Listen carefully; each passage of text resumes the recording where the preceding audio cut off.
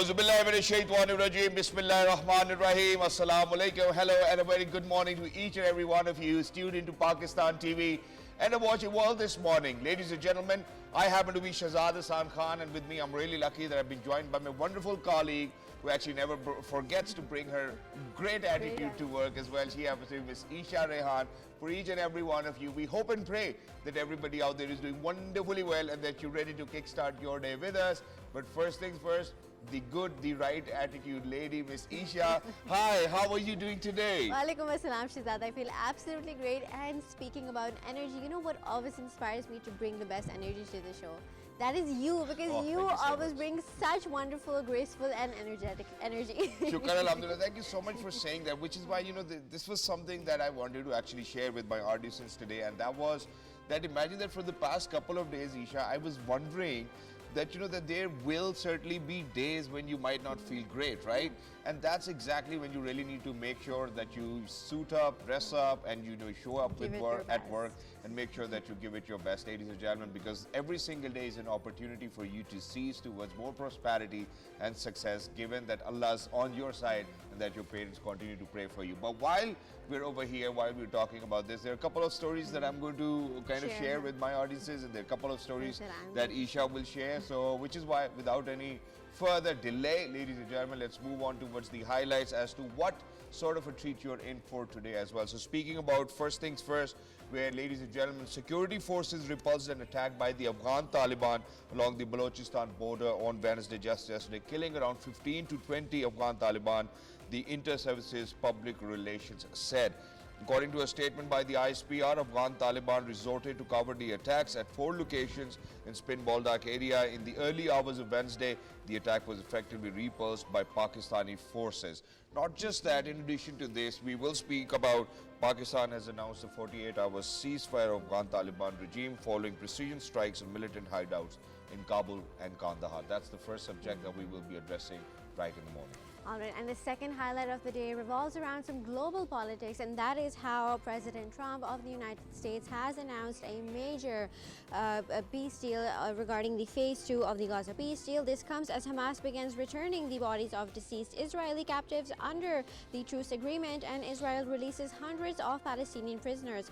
Trump, from his fresh visit to Israel and Egypt, called it a historic dawn of a new Middle East where over 1,700 detained Palestinians and 250 prisoners have now been released.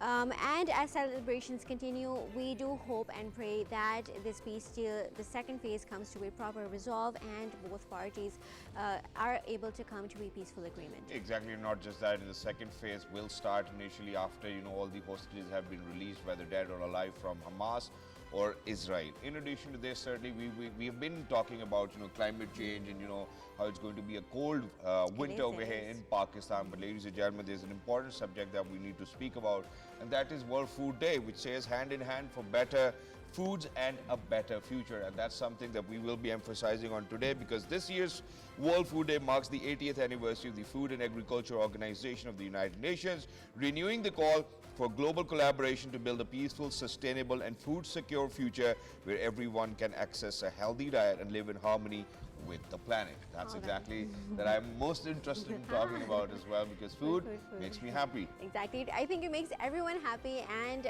I feel like we believe that living in this privilege of eating food every day allows us to, maybe we have the potential to share food with everyone, right? So we do enjoy it, but also remember to share it. But speaking of our last highlight, it is about how Pakistan beat South Africa by 93 runs in the first Test series, and this match was won very, very significantly.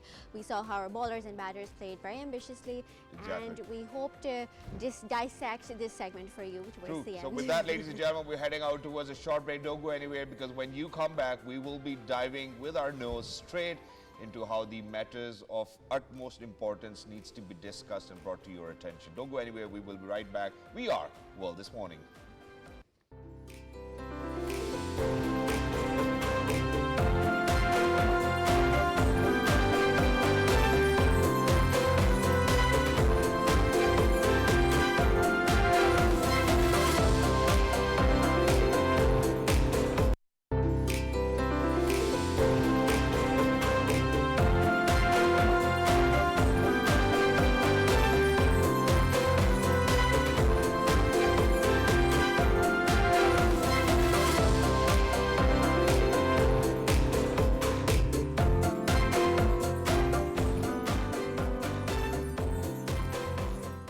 ladies and gentlemen, welcome back. Thank you so much for staying with us. For each and every one of you who's just tuned in, ladies and gentlemen, the first part of the program is dedicated towards where how Pakistan Army repels attacks and dozens killed in retaliatory strikes as well. To speak about it, we're very lucky that we've been joined by a security analyst, happens to be Mr. Syed Muhammad Ali.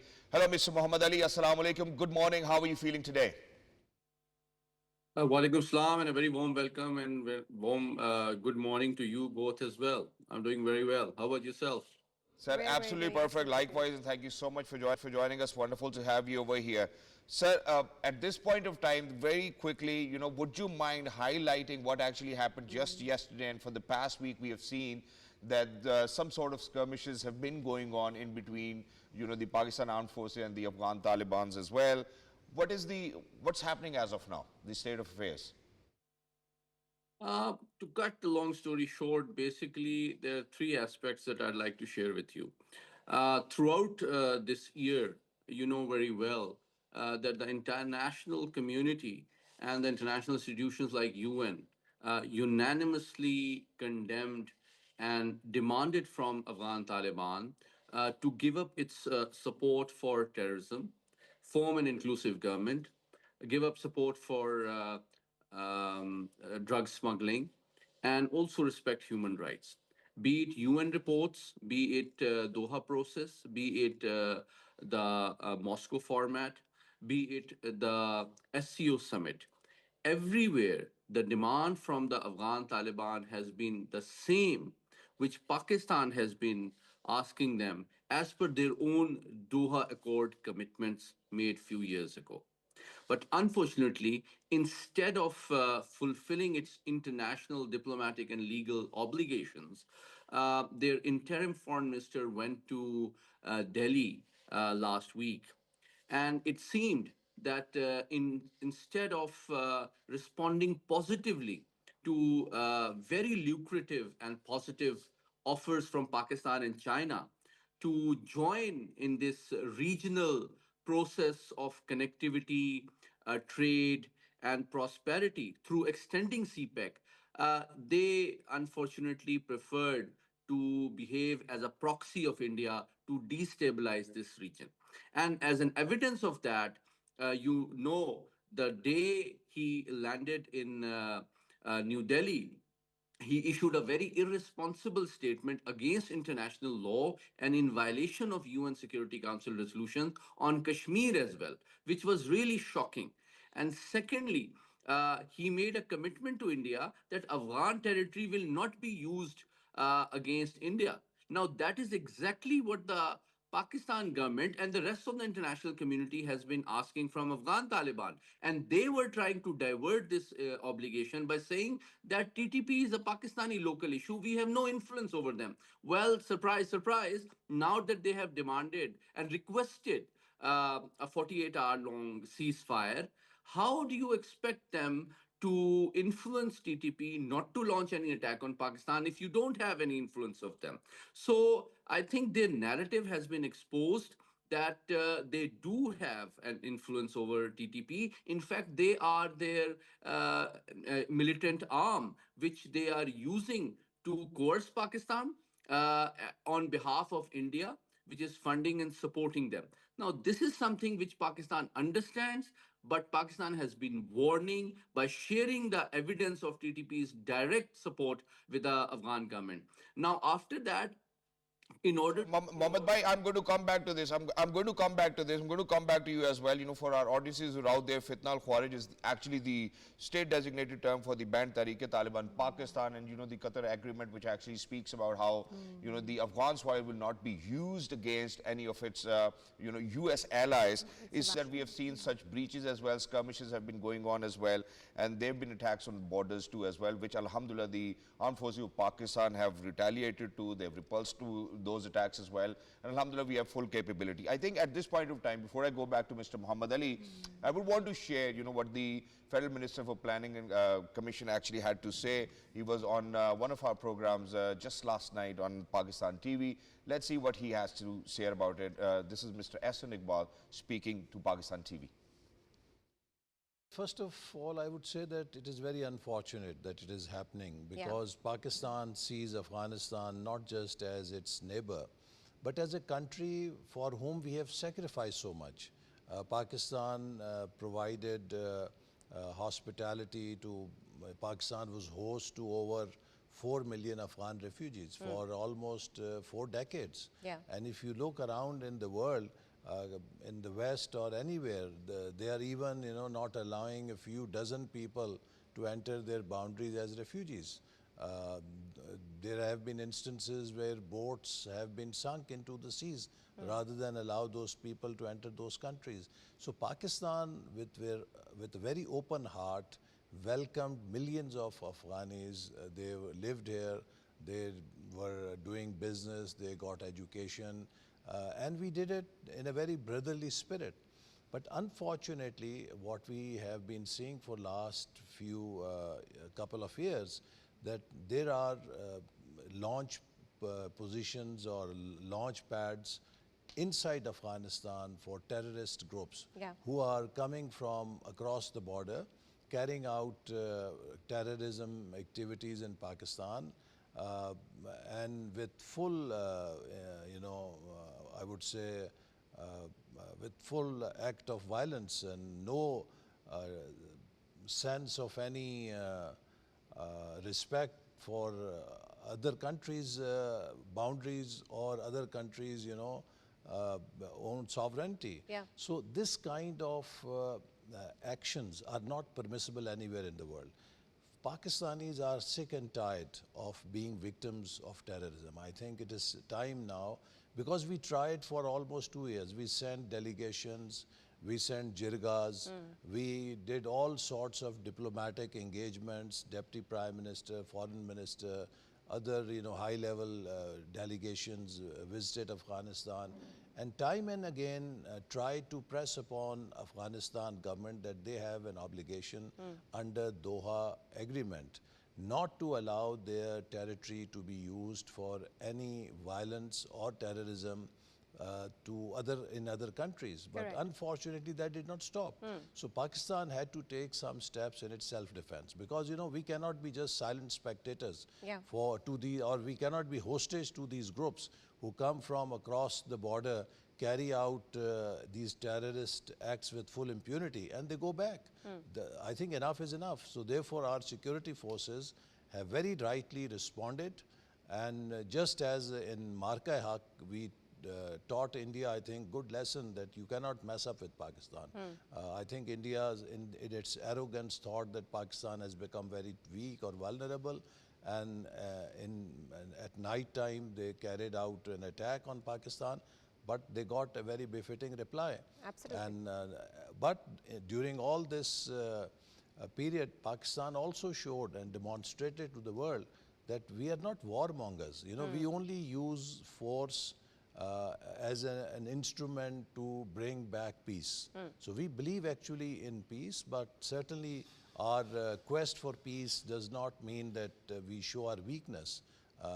We will maintain our peace with strength and with our determination to defend our sovereignty and not allow anyone to carry out any act of terrorism inside Pakistan. First of All right, that clip was very insightful for all of us to view. And on this note, let's readdress our guest, Syed Muhammad Ali.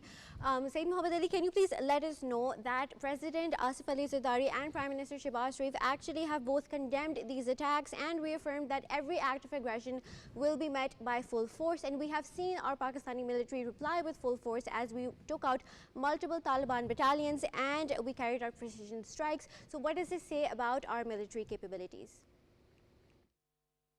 I think our military capabilities are well known around the world now.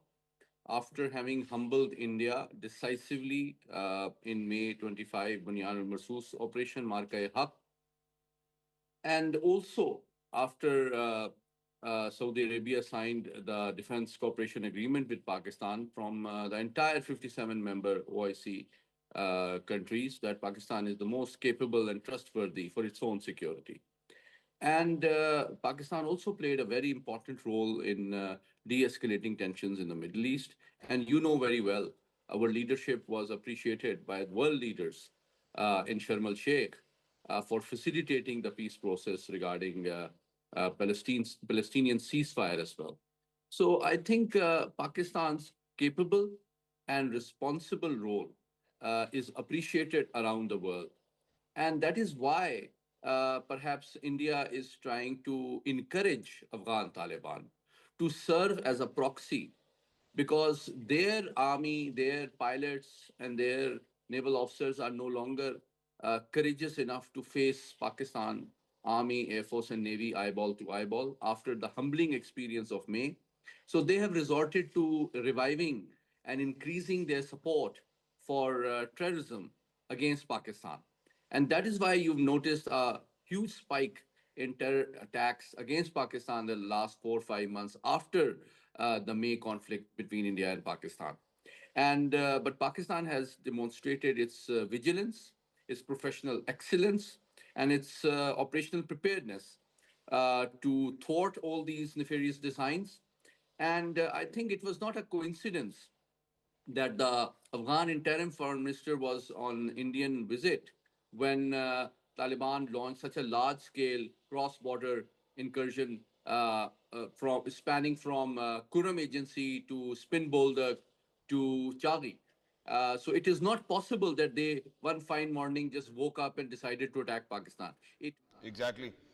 And Mr. Muhammad Ali, in addition to this, where you're actually talking about, the mindset of that as well and the timing of it, you imagine that the Afghan Taliban has actually destroyed the Pakistan-Afghanistan friendship gate on their side, which clearly displays the mindset with regard to mutual trade and easements of rights. Now, in addition to this, what needs to be discussed over here at this point of time is that, okay, we have heard the, Federal Minister of Planning Commission, Mr. Hassan Iqbal, saying that we want to maintain peace, but with strength and integrity, and we know how to defend our territorial integrity and sovereignty. Now we are at the crossroads of a ceasefire of almost, I think, 48 hours. So do you think that that means that Pakistan government is now going to make them sit down, the Afghan Taliban, and tell them that if you do not stop, this will continue? How do you think that this ceasefire needs to unfold newer opportunities for the Afghan Taliban to revisit their decisions and kind of come back better? Because Pakistan has done so much for Afghani population.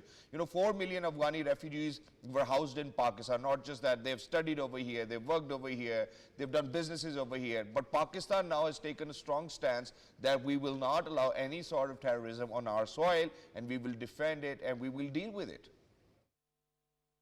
I think Pakistan's message to Kabul is very clear and unambiguous. And the message is that we have helped Afghan people in the last 45 years far more than the entire international community. And we have also suffered. Let me point out that Pakistan has suffered far less in terms of loss of life and economic damage from all the wars with India put together. The enmity of India has cost Pakistan less than the friendship of Afghans in the last 45 years. We have sacrificed over 100,000 people and soldiers. We have suffered $150 billion damage to our economy. And I think our political and military leadership has finally realized that we can no longer be a soft state which will tolerate any attacks on Pakistan. And we will be a hard state, and anybody, be it India or Afghanistan, anybody who tries to harm Pakistan will be given a befitting response. Any Afghan who has peaceful intentions and has wants to cooperate for economic benefit is welcome and is our brother. But anybody who plans, executes, facilitates, supports, and carries out attacks against Pakistani civilians, military personnel, and territory will be given a befitting response. So, this is the new normal, my friend, that Pakistan has given a new message, a new signal by no longer just responding at the border areas, but also carrying out precision strikes in Kabul and Kandahar. That's why they requested Pakistan for a ceasefire. And let me warn you, in order for this ceasefire to become durable peace, it is very important for Afghan Taliban to realize that their support and facilitation and tolerance for TTP has brought this disaster on them. And if they want to emerge internationally as a responsible, peace loving country which wants to solve the problems suffered by millions of Afghans, then they should focus on peaceful overtures and incentives by Pakistan and China of extending CPAC. We have given them thousands of scholarships. We have built their hospitals. We have built their university campuses. And they are sponsoring terrorists against Pakistan. Now, that is something which Pakistan will not accept.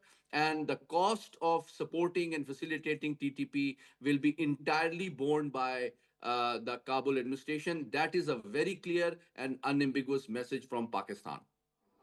All right, thank you so much for highlighting that. And on this note, let's talk about how Pakistan has repeatedly urged Kabul to not allow its soil to be used by Indian-funded terrorists, right? Exactly like TTP. Why do you think at this point in time did Afghanistan allow this to happen? Why is it so crucial now for them to take this step against Pakistan? I think it is very irresponsible on behalf of Kabul administration to take Pakistan's goodwill for granted and miscalculate Indian cooperation. Because, it is not just the cross-border attacks, let me remind you.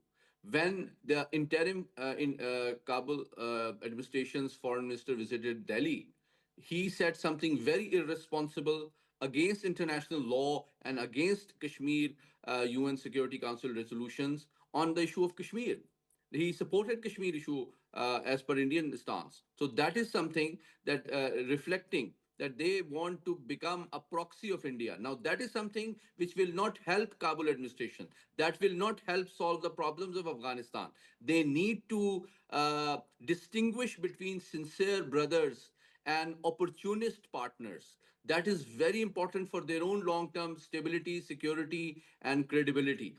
That is why they should listen to what not just Pakistan, but Iran, Russia, and China are warning. It's not just TTP, it's also ETIM, it is also Al Qaeda, it is also Daesh, it is also IMU, it is also BLA. So, according to UN, Afghanistan has decided to become a hotbed, a hub for the global terrorist organizations. If they want to be treated as a normal state, a responsible state, they need to recover from the. Exactly. And sir, while we are mentioning this, because we short on time, Mr. Muhammad Ali, just very quickly. Now imagine that I'm going to remind you of the 2020 Doha agreement, where a deal signed between the US and Afghan Taliban actually included guarantees from the Taliban that it would prevent militant groups from using Afghan soil to threaten the security of the US and its allies. What role do you think now Pakistan's allies, probably as United States of America, needs to play over here in order to make sure that all of this is curbed? I think Pakistan must engage with Afghanistan not just bilaterally, but through regional contacts and frameworks like Moscow, like the trilateral Pakistan, China, Afghanistan framework, but also through US and United Nations Security Council. All bilateral and multilateral forums must be engaged to persuade Afghanistan that it is in its own interest to behave responsibly and eliminate terrorism from its territory and prove to the world that it has a responsible attitude and it wants to focus and prioritize the welfare and recovery and restoration and rebuilding of its own nation and reviving and improving the quality of life of Afghans rather than becoming a proxy of India in its agenda of destabilizing the region through proxy wars and supporting terrorism. Exactly. Thank you so much, Mr. Syed Muhammad Ali, for being with us. Lovely to be in conversation with you. Not just that, just to wrap it up, ladies and gentlemen, the armies of Pakistan stand resolute and fully prepared to make sure that they're able to defend the sovereignty and territorial integrity of the country. All acts of aggression will be dealt by or responded with full force. We have seen that, alhamdulillah. So may it be Marka-e-Haq, as Mr. Syed Muhammad Ali has actually spoken about it, or may it be these skirmishes that have been happening on the border areas as well, in between Afghanistan, Taliban and Pakistan. Now, for now, it's a ceasefire of 48 hours. Let's see how it's going to turn out or unfold for the Afghan Taliban government. And it's because of the fact that Pakistan will not allow any sort of terrorism on our soil.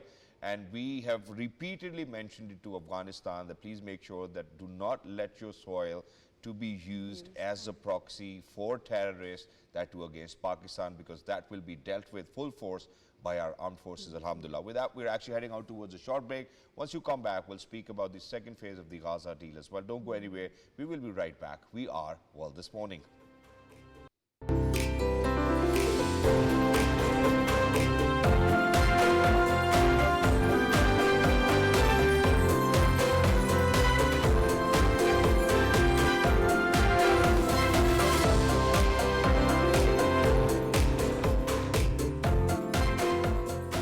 Welcome back to all the lovely people who stay tuned with us. We are still World This Morning on Pakistan TV, and right now we are going to be diving into an integral subject and integral segment that we are going to be covering, and that is how US President Donald Trump has announced the second phase of the Gaza peace deal. And what this includes and entails is that there will be exchange of prisoners. What is going to happen is that around 1,700 detained Palestinians and over 250 prisoners are now going to be released.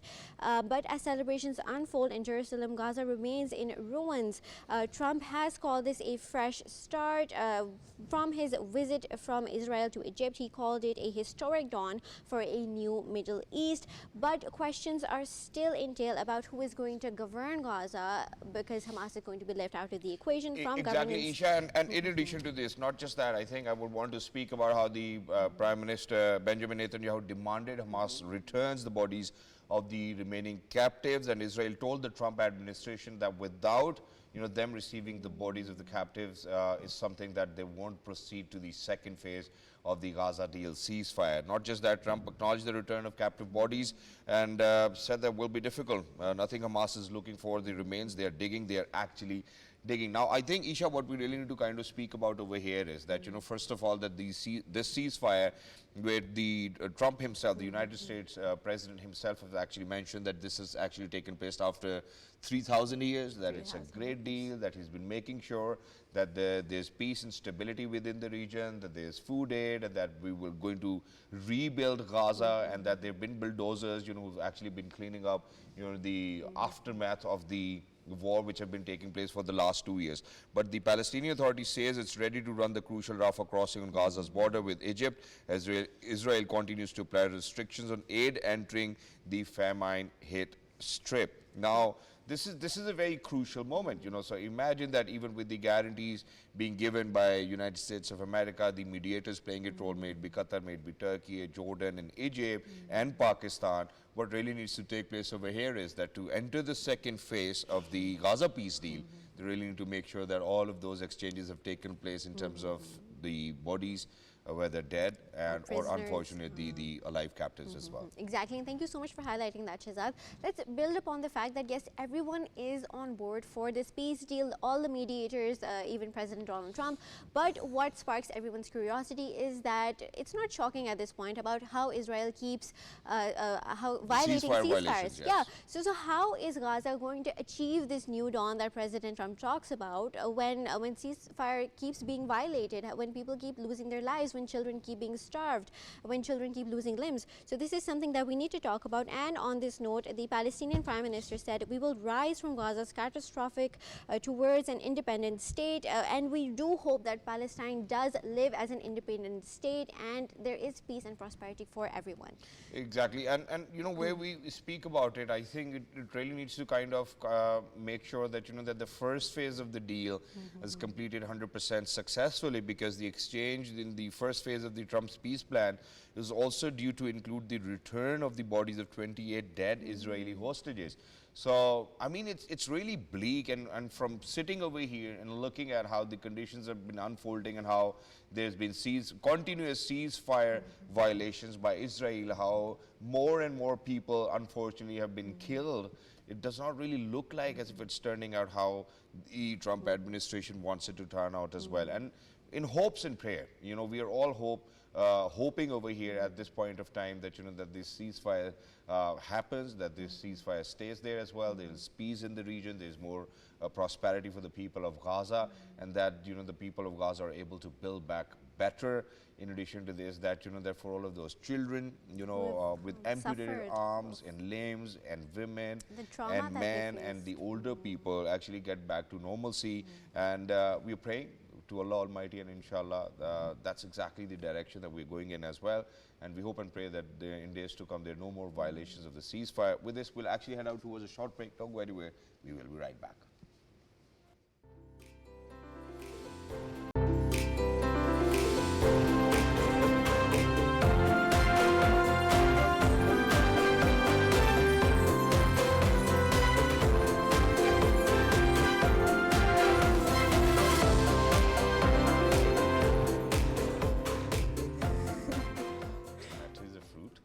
Yeah, dude.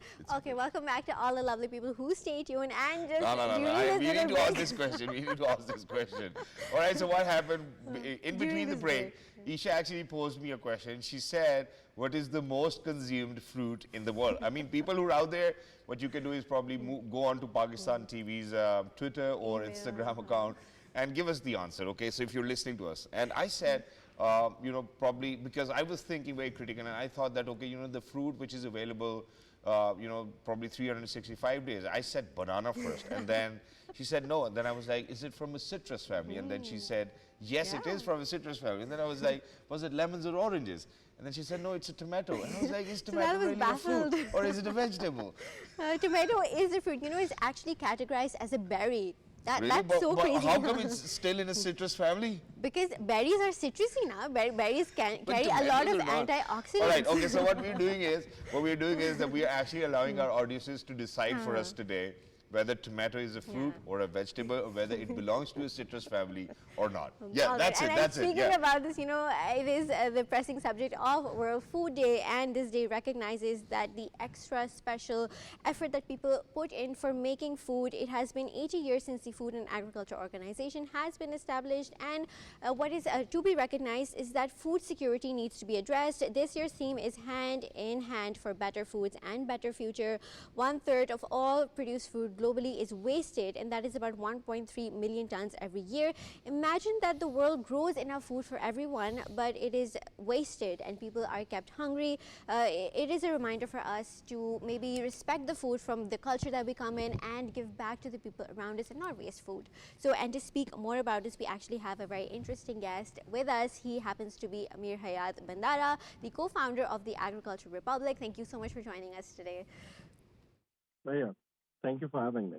Mr. Bhandara, thank you so much, first of all. So on the World Food Day 2025, first of all, I would want to kind of allow you to make sure that you talk to the world and say whatever your heartfelt messages are on this day, and then we'll speak further about food security. Thank you very much for inviting me on this very important day, what we are celebrating as the World Food Day. And this year's theme, as you know, is Hand in Hand for Better Food and Better Future. So, it is just not a global slogan. It directly connects to Pakistan's food systems. I call it food system, not the agriculture supply chain. It involves government, it involves farmers, business sector, private people, even you guys who are sitting in this PTV headquarters and talking to the nation about this very important subject today. And if you just think about Pakistan's economy, and the Pakistan's agriculture sector is most important part of our economy, 1/5 of our GDP, and it still is the largest sector that is employing the larger number of unskilled labor, which is around 40% in our population. It is, as we all know, it is feeding 240 million people, and more than perhaps 240 million people. Besides this, I think we need to talk about the challenges what our food system is facing now. We have been speaking it, and you already did a show during previous floods and what we were witnessing in Punjab. Climate change is one of the major threats. Water inefficiency is the second threat. And the most important point what we are neglecting is what Eesha was discussing, the post-harvest losses or the supply chain losses. What we are growing food for billions of people, and we are wasting also for millions of people's food. And similarly, at the same time, million of people are sleeping hungry and a million are overeating. So we need to work on these primary issues, these three issues more in Pakistan because we are already witnessing a large impact on our food systems, on our populations, on our not only the economic sector but health sector as well. Amir, I feel like the best way to highlight and respect the food is to respect the people who make it. It is the farmers that need to be recognized for putting in their efforts to grow this food. A huge chunk of the Pakistani economy is dependent on our agriculture, on our food cultivation. So how do you think we can actually boost our farmers and give this positive hope to keep doing what they do and feeding us? We need to work collectively, be it an anchor sitting on in the studio, be it a businessman, be it a civil society, be it a farmer or the government. Government can just make the policies, the supportive policies for the agriculture and food security. But it's the business sector and the civil society who need to own our farmers. You know, one missing link is there. Your youth is least interested in the farming now, which means that you won't have enough farmers to grow food for the entire nation. We need to work on that segment as well. We need to make it lucrative for our younger generation to grow food for not only themselves, but their future generations. And this responsibility is on our generation's shoulders, our government, our businessmen, our people, our civil society. So once you are going to own your food system, your crops, your farmers, I think most of the problems will be sorted out. Your food won't be wasted. You would be investing in your supply chain, cold storage, post-harvest losses to not only secure the food, but also reduce the crop production cost for the end consumer to provide them sustainable and strong food secure future. Bhandara for saying that, but on these lines, I'm actually going to include the messages of the Honorable President, the Prime Minister as well on the occasion of the World Food Day, where President Zardari himself has actually highlighted the government's ongoing efforts through the Ministry of National Food Security and Research, provincial governments, international organizations and the private sector to promote climate resilient agriculture, improved water and land management, stronger food supply chain and social protection for vulnerable populations. On the other hand, the Prime Minister Shahbaz Sharif emphasized the vital role of agriculture and farmers' welfare in eliminating food insecurity, and he did point out the challenges posed by climate change, including unpredictable crop yields and damage to crops caused by extreme weather events. Now, Bhandara Sahab, in addition to this, we really need to kind of speak about the awareness aspect of the farmers and the people who are actually linked with the agriculture sector. And you, for the longest period of time, alhamdulillah, have been serving and have been making sure that, you know, with all sorts of innovation and technology that we need to incorporate in making sure that, you know, that with supply chain, you know, food security, all of this needs to happen. Now, imagine if you are to speak about these awareness programs with the climate change, we have seen that, you know, how the crop which was supposed to yield in probably March or February or whatever month, you know, for example, is actually taking a month or 2 months longer. Now, with shift within that cycle, how do you think the government needs to take initiatives in making sure that farmers are more educated, that the technological advancements, for example, drip irrigation, all of this is being inculcated into our systems for a better yield? Thank you very much. This is a very important topic you have just discussed, and by sharing the messages from Honorable President and the Prime Minister of Pakistan, you have shared a national will for this very important issue to make this nation food secure and to invest in our agriculture sector and farm system. You know, we have some 4 or 5 very important players in this. The government will is there. You have just mentioned them. Now it's a time for farmers to adopt and adapt better practices and new technologies. The question is that who is going to provide those technologies to them, which will make them resilient and adaptive towards, like you mentioned, a crop duration going farther by 1 month or 1.5. So this is where the business sector comes. Business sector can invest in agriculture value chains to help farmers. And the other very important player in this is the universities and the scientists.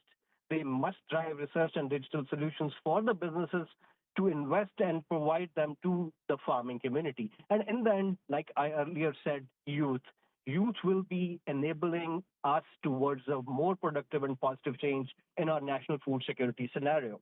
So this is the will of all the segments of the society. And in the end, our society must have to pay what is actually coming from the farmer in their own way.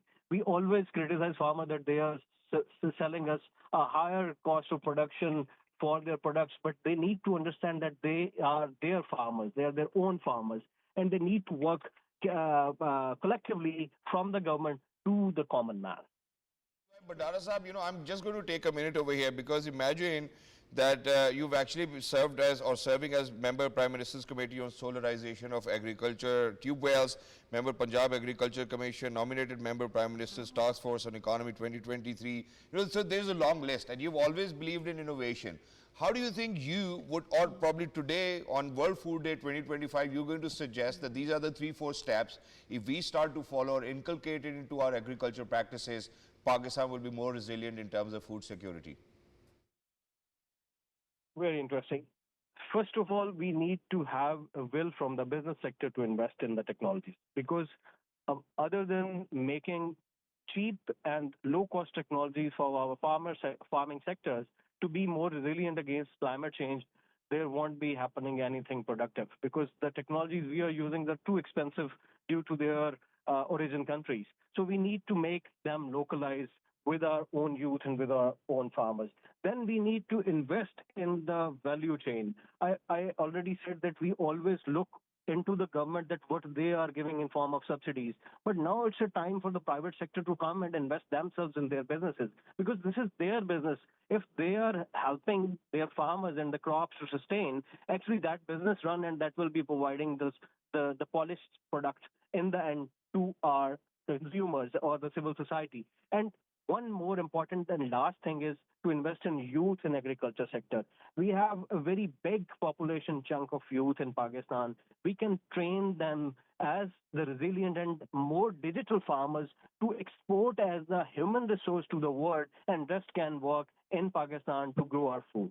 So these are the 3 steps, I think.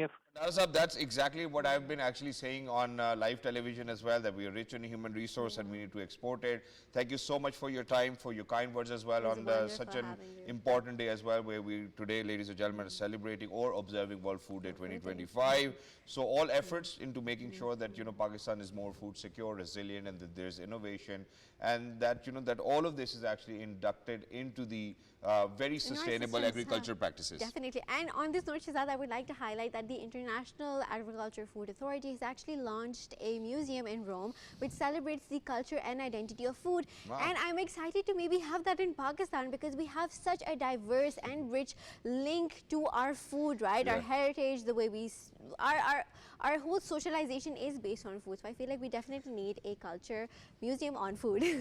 Dawat degi Eesha jo hai na, so Eesha is going to take us for a treat, in order to kind of celebrate World Food Day today as well. But very quickly, now moving on towards the last part, where we did speak about, how we will be talking about cricket. But first things first, where how India have been fined 5% of their match fee for slow over rate in the ICC Women's World Cup. The ICC said the team was penalized with 1 over reduced against Australia in the rescheduled match.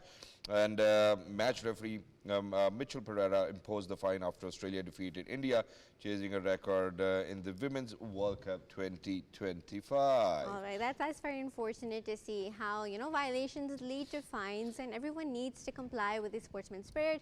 But to talk about how Pakistan is doing wonderfully well in the field of sports, Pakistan beat South Africa by 93 runs in the first Test series. We actually are joined by KASHIF. SHABBIR, thank you so much for joining us.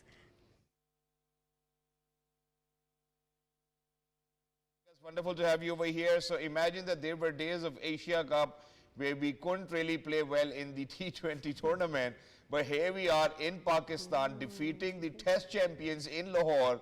Wow, what a great day.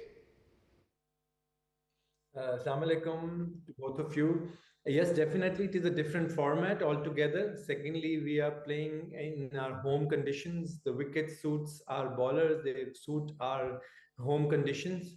So I think it was a very good performance by Pakistan, especially by the spinners. The spinners, they played exceptionally well and equally well supported by our batters. I think we were able to exert the pressure on the Africans bowlers plus their batters, and eventually we were able to grasp this test match.